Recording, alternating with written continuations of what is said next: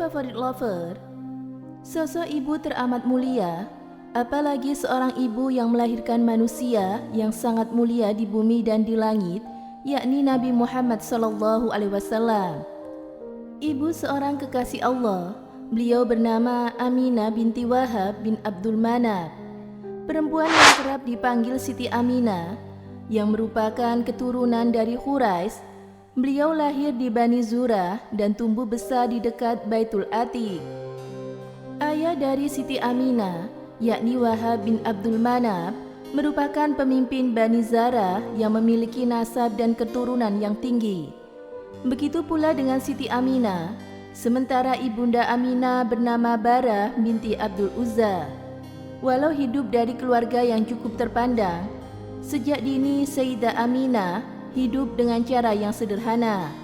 Bahkan Aminah lahir di sebuah rumah yang kuno. Aminah kecil merupakan sosok yang aktif dan cerdas. Ia kerap datang ke Ka'bah untuk menyaksikan orang-orang yang sedang bertawaf atau sekedar melepas dahaga dengan minum air Zam-Zam. Tak jarang Aminah bersama teman-temannya masuk ke Baitul Haram untuk melihat makam Nabi Ibrahim dan juga sumur Zam-Zam. Aminah bahkan pernah meminum airnya. Saat itu, masih banyak berhala yang diletakkan di sekitar Ka'bah. Keyakinan orang Quraisy dahulu, bahkan berhala-berhala tersebut dapat mendatangkan keberkahan serta keselamatan bagi mereka. Mereka menyembah berhala dengan niat mendekatkan diri kepada Allah Subhanahu wa Ta'ala. Tradisi tersebut justru membuat Aminah kecil heran. Ia justru ragu-ragu bahwa patung-patung yang dibuat oleh tangan manusia tersebut mampu memenuhi dan melindungi perbuatannya sendiri. Baginya, berhala tersebut tidak memberi manfaat bagi orang-orang sekitar. Aminah kemudian tumbuh menjadi remaja. Pada suatu riwayat, dikisahkan bahwa Aminah sudah mengenal Abdullah sebelum habis masa kanak-kanaknya. Aminah dan Abdullah yang kemudian menjadi suaminya tersebut sering bertemu di bukit-bukit antara Mekah. Bukit tersebut merupakan tempat berkumpulnya para pemimpin kabilah Quraisy setiap kali ditimpa musibah. Tak lama setelah itu, Aminah menunjukkan tanda-tanda kedewasaan. Seperti budaya orang Arab zaman dahulu, perempuan dipingit dan tidak dibiarkan keluar rumah tanpa alasan yang penting. Di saat yang sama, Abdullah justru turut beranjak dewasa. Di saat anak-anaknya mulai dewasa, para pemimpin kabilah Quraisy itu berlomba-lomba menikahkan anak mereka dengan keturunan yang mulia nasabnya. Oleh sebab itu, Abdul Muttalib memilih Aminah untuk dijadikan menantunya. Setelah dikitbah dan melangsungkan pernikahan, Aminah dan Abdullah tinggal di Mekah. Di sini Aminah mulai mengandung Rasulullah SAW. Saat Aminah mengandung beberapa bulan, Abdul Muttalib meminta Abdullah untuk melakukan perjalanan bisnis ke Madinah dan Syam.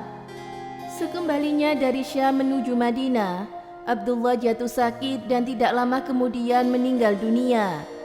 Jenazahnya dikuburkan di kediaman Al-Nabihaq Al-Zibyani. Kepada sang istri, Abdullah mewariskan 5 ekor unta, beberapa kambing, dan seekor budak perempuan bernama Ummi Aiman. Mendengar kabar wafatnya sang suami, tentu membuat Siti Aminah dilanda kesedihan. Walau demikian, ia tetap harus melahirkan jabang bayinya tersebut. Dikutip dari beberapa riwayat, dikisahkan bahwa Aminah mengalami kejadian-kejadian istimewa selama 12 hari sebelum melahirkan putranya. Yang paling maksur adalah kisah munculnya cahaya terang di malam hari kelahiran sang Nabi. Ada juga yang mengatakan bahwa Aminah sempat bermimpi bertemu dengan Nabi Ibrahim dan mendapatkan bisikan dari malaikat. Pada saat melahirkan Nabi Muhammad, yakni 12 Rabiul Awal tahun Gajah, Aminah tidak merasakan nyeri dan sakit sebagaimana perempuan yang tengah melahirkan.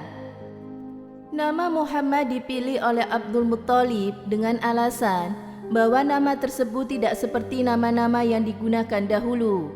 Sang kakek juga berharap cucunya tersebut menjadi orang yang terpuji.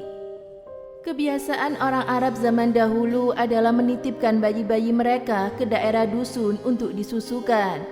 Oleh sebab itu, sejak kecil Nabi Muhammad sudah tinggal di Badui dan disapi oleh Halimah.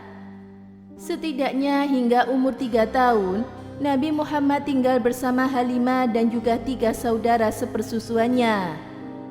Setelah peristiwa pembelahan dada oleh malaikat Jibril, Nabi Muhammad akhirnya dikembalikan ke pangkuan Aminah. Setidaknya selama 3 tahun, Rasulullah menghabiskan masa kecilnya bersama sang ibu. Aminah mencurahkan seluruh cinta dan perhatiannya kepada putra semata wayangnya tersebut. Begitu pula dengan kakeknya, paman, bibi, serta sepupu-sepupu Rasulullah yang lainnya. Hingga Nabi Muhammad berumur 6 tahun, Aminah mengajak putranya untuk berziarah ke makam sang ayah di Madinah. Maka berangkatlah Aminah dan juga Nabi Muhammad dengan ditemani oleh Ummu Aiman. Kunjungan Aminah dan Nabi Muhammad di Madinah tak cukup lama. Rasulullah SAW sempat dikenalkan dengan paman-pamannya.